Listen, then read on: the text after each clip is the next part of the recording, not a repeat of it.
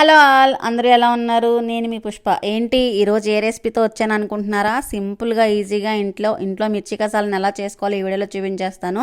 వీడియోని ఎక్కడ స్కిప్ చేయకుండా ఎండ్ వరకు చూడండి. అలాగే వీడియోని లైక్ చేసి ఛానల్ సబ్స్క్రైబ్ చేసుకుని పక్కనే ఉన్న బెల్ ఐకాన్ క్లిక్ చేయడం మర్చిపోవద్దే.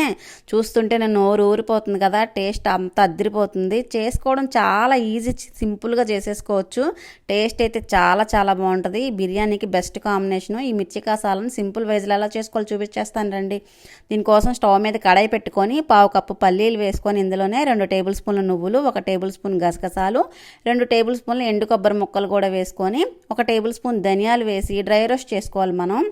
వీటిని 2 నిమిషాల పాటు స్టవ్ని లో ఫ్లేమ్లో ఉంచుకొని డ్రై రోస్ట్ చేసుకోవాలి. వీటిని డ్రై రోస్ట్ అయిన తర్వాత చల్లారి పెట్టుకొని మిక్సీ జార్లో వేసి ఇందులోనే ఫ్రైడ్ ఆనియన్ కూడా వేసుకొని నీళ్లు పోసి మెత్తని పేస్ట్ లాడి పక్కన పెట్టుకోవాలి. ఒకవేళ మీ దగ్గర ఫ్రైడ్ ఆనియన్ లేదనుకోండి, స్కిప్ చేసేయండి, ఏం పర్వాలేదు, టేస్ట్ ఏమీ తగ్గదు, అలాగే ఉంటుంది సేమ్.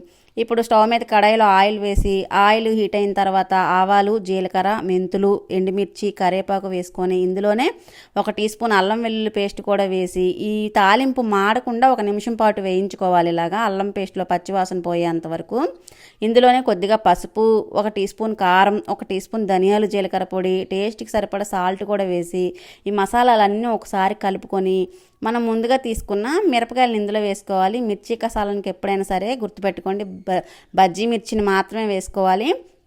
నేను ఇక్కడ చూపిస్తున్నట్టుగా బజ్జీ మిర్చిని వేసుకొని కట్ చేసి గింజలు తీసేసి వేసుకోవాలి. మీరు పొరపాటును కూడా కారం మిరగాయలు వేసుకుంటే కనుక కూర అంతా కారం అయిపోతుంది, అలా మాత్రం వేసుకోకండి. ఈ మిరపకాయలు వేసుకొని వేయించుకున్న తర్వాత ఇందులో చింతపండు పులుసును వేసుకోవాలి. 1 నిమ్మకాయ సైజ్ అంతా చింతపండుని ముందుగా నానబెట్టి ఆ రసం ఇందులో పోసుకొని మనం 2 నిమిషాల పాటు ఈ మిరపకాయలని పులుసులో ఉడకనివ్వాలి. టేస్ట్ చాలా బాగుంటుంది అలా ఉడికితే.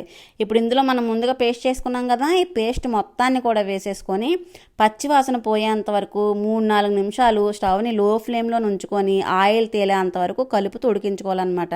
మీకు ఒక విషయం చెప్పనా, ఫస్ట్ టైము నేను రెస్టారెంట్కి వెళ్ళినప్పుడు మిర్చి కసాలను నాకు బిర్యానీతో కాంబినేషన్గా ఇస్తే నిజంగా టేస్ట్ నాకు నచ్చలేదు.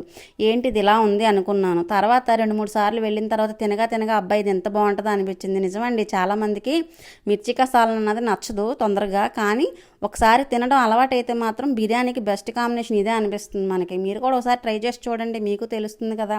నేను చాలా సింపుల్గా మీకు ఎలా చేసుకోవాలో చూపించేస్తున్నాను కదా, ఇదే మెథడ్లో చేసుకోండి, టేస్ట్ బాగుంటుంది. ఇందులో వాటర్ పోసుకొని కొంచెం ఉడికిన తర్వాత చివరిగా నేను కొద్దిగా బెల్లం పౌడర్ వేసాను. అది ఎందుకు అని అంటే మనకి ఇందులో టేస్ట్ని బ్యాలెన్స్ చేయడానికి, వగర్ని పులుపుని అన్నిటిని బ్యాలెన్స్ చేయడానికి చివరిగా కొద్దిగా వేసుకొని 2 నిమిషాలు ఉడికాక స్టవ్ ఆఫ్ చేసుకున్నాం అనుకోండి, అంతే. సింపుల్గా ఈజీగా మిర్చి కసాలను రెడీ అయిపోయినట్టే. చూసారా, చాలా సింపుల్గా చేసి చూపించాను కదా మీకు. ఈ రెసిపీ కదా ఏదైనా సరే మీకు సింపుల్గా ఈజీగా నేను చేసి చూపించేస్తాను కదా, మీకు ఎందుకు టెన్షన్. నేను చూపించినట్టు చేసుకోండి, చక్కగా ఎంజాయ్ చేయండి, చాలా చాలా బాగుంటుంది టేస్ట్. చూసారా, మిర్చి కసాలంతో చికెన్ బిర్యానీ చూస్తేనే నోరు ఊరిపోతుంది కదా, నాకైతే నోట్లో నుంచి నీళ్లు కారిపోతున్నాయి. చాలా బాగుంది టేస్ట్ కూడా. మరి ఇంకెందుకు ఆలస్యం, మీరు కూడా ఎంజాయ్ చేయండి. మరో వీడియోతో మళ్ళీ కలుద్దాం. బాయ్.